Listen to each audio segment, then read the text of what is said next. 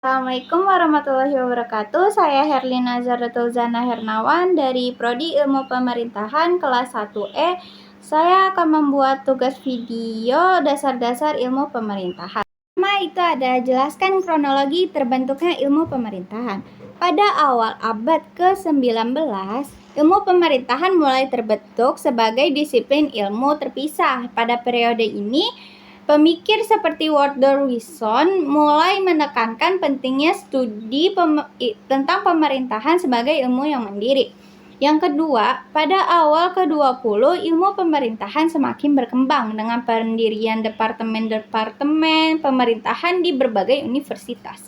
Yang ketiga itu ada periode Perang Dunia Kedua. Ilmu pemerintahan semakin berkembang pesat karena kebutuhan akan pengetahuan tentang administrasi publik dan pemerintahan yang efektif.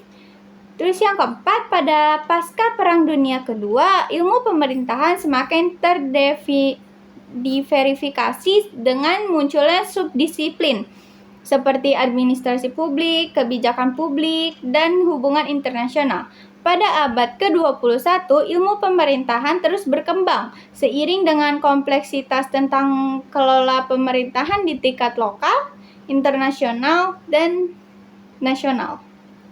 Dengan demikian, ilmu pemerintahan telah mengalami evolusi dari pemikiran filosofis menjadi disiplin ilmu yang terorganisir dan diverifikasi sesuai dengan perkembangan zaman. Yang kedua, ada jelaskan karakteristik yang membedakan kekhasan gejala pemerintahan di Eropa dan Amerika. Eropa itu umumnya memiliki sistem pemerintahan parlementer, di mana eksekutifnya itu Perdana Menteri, legislatifnya itu parlemen. Sedangkan Amerika itu memiliki sistem pemerintahan presidensial, di mana eksekutifnya itu presiden, terpisah dari legislatifnya itu kongres. Penjelasan ketiga yang terakhir itu ada buatlah uraian sederhana untuk menjelaskan tahapan perkembangan ilmu pemerintahan baik melalui pendekatan paradigmatik maupun ontologik.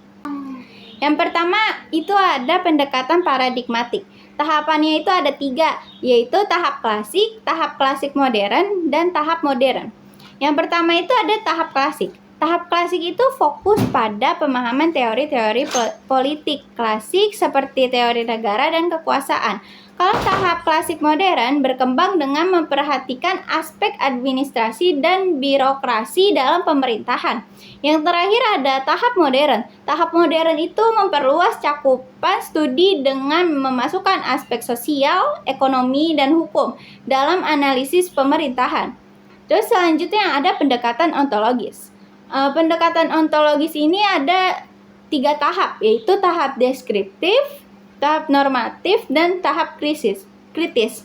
Tahap deskriptif itu menjelaskan tentang struktur dan fungsi pemerintahan secara deskriptif. Kalau tahap normatif itu menganalisis pemerintahan dari perspektif nilai, etika, dan norma yang mengatur kebijakan publik. Yang terakhir ada tahap kritis. Tahap kritis itu mengkaji pemerintahan dengan pendekatan kritis terhadap struktur kekuasaan dan konflik kepentingan dalam pemerintahan. Perkembangan ini mencerminkan evolusi pemahaman terhadap pemerintahan dari sudut pandang teoritis dan praktis. Sekian penjelasan dari saya. Mohon maaf bila ada kurangnya.